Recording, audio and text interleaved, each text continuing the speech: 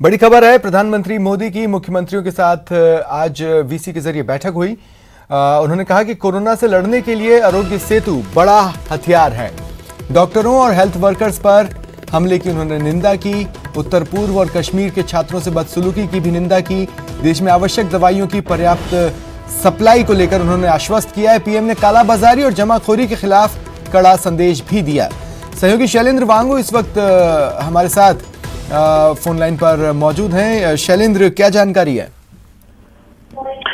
देखिए, आज की इस वीडियो कॉन्फ्रेंसिंग में बहुत सी महत्वपूर्ण मुद्दों पर चर्चा हुई है। इसमें सबसे बड़ी बात यह है कि सभी राज्यों ने कहा है कि लॉकडाउन को एक्सटेंड किया जाना चाहिए और 2 हफ्ते को लेकर माना जा रहा है कि सहमति बनी है। हालांकि इस पे अभी आखिरी फैसला होना बाकी है और माना जा रहा है कि प्रधानमंत्री मोदी खुद इसकी घोषणा करेंगे। हालांकि आज इसकी घोषणा नहीं होगी। वहीं पीएम मोदी ने एक अहम बात ये भी कही है कि अगले 3 से 4 हफ्ते बहुत क्रिटिकल यानी बहुत महत्वपूर्ण होने वाले हैं। वो इस लिहाज से कि जो भी कदम अब तक उठाए गए हैं केंद्र सरकार द्वारा, राज्य सरकारों द्वारा, इसका क्या फल निकलता है ये अगले 3 से 4 हफ्ते में साफ हो जाएगा। वहीं आपको बता दें कि स्वास्थ्य मंत्रालय की तरफ से भी एक रिपोर्ट सामने आ रही है जिसमें कहा गया है कि अगर लॉकडाउन जैसे कदम नहीं उठाए गए होते तो 15 अप्रैल तक देश में 8 लाख से ज्यादा कोरोना के मामले होते, लेकिन फिलहाल देश में मात्र 7,000 कोरोना के कंफर्म केसेस हैं। तो जाहिर तौर पर प्रधानमंत्री लगातार संपर्क में बने हुए हैं। वहीं इस वीसी के दौरान राज्यों ने केंद्र से आर्थिक सहायता की मदद भी मांगी। शैलेंद्र, देखिए, कई सारे फैक्टर्स आज रहे हैं जिस पर बातचीत हुई है। नो डाउट आरोग्य सेतु को अगर प्रॉपरली इस्तेमाल किया जाए तो एक बड़ा हथियार हो सकता है, खासकर बचाव को लेकर। इसके अलावा जो सुझाव मिले हैं कैटेगोरिकली क्या लगता है उनमें से उनका निचोड़ हमें किस रूप में देखने को मिलेगा?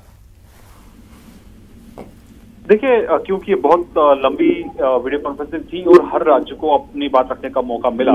हर राज्य का अपना अपना नजरिया भी इस पर रहा है और वहीं अब लॉकडाउन को एक्सटेंड करने को लेकर जैसे मैं बता रहा हूँ कि सहमति लगभग हो चुकी है और ये लॉकडाउन पश्चिम बंगाल में भी लागू होगा और पूरे देश में इसको लागू किया जाएगा। लेकिन औपचारिक घोषणा प्रधानमंत्री खुद इसे कर सकते हैं और माना जा रहा है कि ये घोषणा कल हो सकती है।